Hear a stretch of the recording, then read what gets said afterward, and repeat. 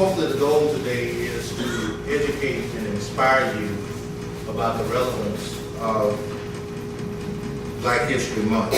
And I'm feeling because I had a point on something that somehow it's gotten kind of lost in the pocket.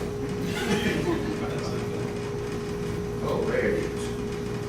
But if you would note that, and I'll just hit on a part of it, that the African diaspora really talked about a dispersion of people, primarily concentrated there in the continent of Africa. But we know that continents all over, from Africa to Asia to Antarctica to Australia to North America, South America, Europe, that everybody has some kind of relation where folk have gone through some things in life.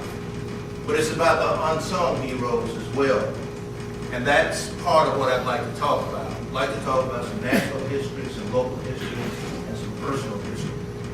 And so in 1926, Dr. George Carter Woodson announced that February would be Negro History Week and then later Negro History Month. And you can read it for yourself. I won't insult your reading, but I want to talk also briefly about striving and thriving, a new day, a new challenge, as well as new optimism. And so Ashley's been gracious enough to kind of help me run through this. Ronnie, thank you for that wonderful introduction. So let's go to the first slide, if you will. These are some Black businesses that were in existence here in North Little Rock between 50 and 55 years ago. And I put names up, and you can see it's a litany of different things. And boy, there's a little thing there called Ross Community Fine Shoe and Beauty Shop. And all of this is located, next slide please, in this area that we call the Shorter College area, because that's where we all grew up. You see Sherman Park there, and you see Locust Street. And so there were a lot of businesses that were all up there, as well as a lot of churches. So I only bring this as kind of illumination to kind of let you see. And Gina and Victor Bettis helped me to get this thing together, and Ashton brought it all around. So thank you all for helping get this map together. Let's go to the next slide. Community Shoe Shop was a fine shoe shop. Prior was Junior's and Minnie Ross, and you can see that all the shoes were on the inside. But in those days, with all those businesses, you can see we had a detached shop there, and around that corner was where we entered into our humble abode. But this is my brother Mickey and my brother Finus and my brother Isaac, who's sitting over there now. And Isaac wound up being not only a master electrical contractor, but also a pastor in one of the churches there in Sherwood. So we knew that Dad taught us how to repair shoes, etc. Next slide. I'm going to have to run through this pretty quick. This is Junius and Minnie Ross, who taught us a lot about not only business ethics, but ethics in general. I guess, Ronnie, that's why the Ethics Commission kind of served me well. But out of these two folk came, next slide, and they ain't cheap about a dozen at all.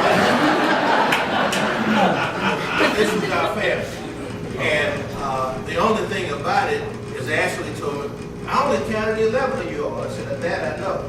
So that was the last baby sister, 8 boys and 4 girls. And that handsome guy right there was the guy you see now. A lot has gone on in 67 plus years.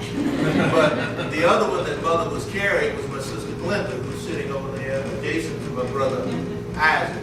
So this was the Ross family that fixed shoes and fixed hair and raised all of these kids to go on. Now, I want to say there's some incredible changes that happened here in America, and I think we all will attest to that. And the incredible changes as Americans that we are experiencing, there are more changes than ever happened in history. And so I want to show you this next photo because it's important. These are my brothers and sisters today, retired military, Air Force carrier, 20 plus years.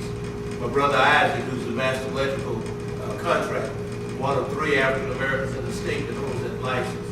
My brother Dale, who's an hourly laborer and yet still works for a private contractor. My brother Mickey, who is Dr. Mickey Ross, because he has some kind of PhD in engineering.